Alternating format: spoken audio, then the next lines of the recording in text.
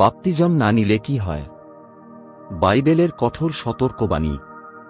বন্ধুরা, আজ আমরা আলোচনা করব একটি গুরুত্বপূর্ণ বিষয়। বাপ্তিজম বা ডুব দিয়ে প্রভুর নামে নতুন জীবন গ্রহণ না করলে কি হয়? অনেকে এই প্রশ্ন করেন, বাইবেল কি বলে? সত্যিই কি এটা জরুরি?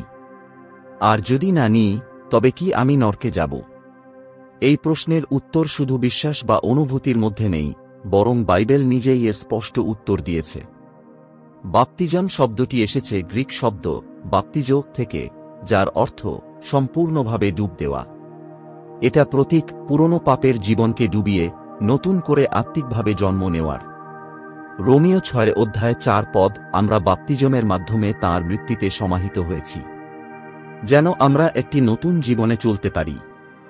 এই কাজটি যিশু নিজেই করেছেন, যদিও তাঁর কোনো পাপ ছিল না। তাহলে আপনি আর আমি কেন করব না? মার্ক 16:16 যে বিশ্বাস করে এবং বাপ্তিজিত হয়, সে উদ্ধার পাবে, কিন্তু যে বিশ্বাস করে না, সে দণ্ডিত হবে। প্রেরিত 2:38 মন ফিরাও এবং প্রত্যেকে যিশুর নামে বাপ্তিজিত হও পাপ মোচনের জন্য। এই আদেশ শুধু প্রাচীন যুগে নয়, আজও আমাদের জন্য প্রযোজ্য। যদি আপনি বিশ্বাস করেন কিন্তু বাপ্তিজম নেন না, তাহলে আপনি ঈশ্বরের আজ্ঞা অমান্য করছেন। অনেকে বলে, আমার বিশ্বাস আছে, সেটাই যথেষ্ট। কিন্তু যাকোব 2:17 বলে, বিশ্বাস যদি কাজ না করে, তবে তা মৃত। আপনি যদি যিশুকে সত্যিই ভালোবাসেন, তবে তাঁর আদেশ মানা আপনার দায়িত্ব। যোহন 14:15 যদি তোমরা আমাকে ভালোবাসো, তবে আমার আজ্ঞাগুলি পালন করো।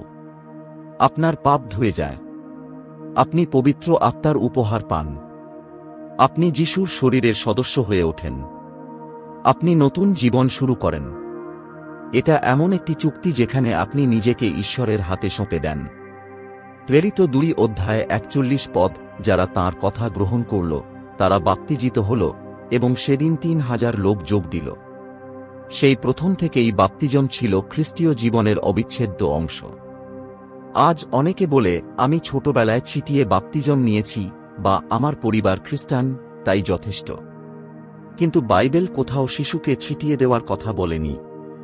বাপ্তিজম হচ্ছে নিজের বিশ্বাস, অনুশোচনা ও সিদ্ধান্ত অনুযায়ী গ্রহণ করা, সচেতন বয়সে।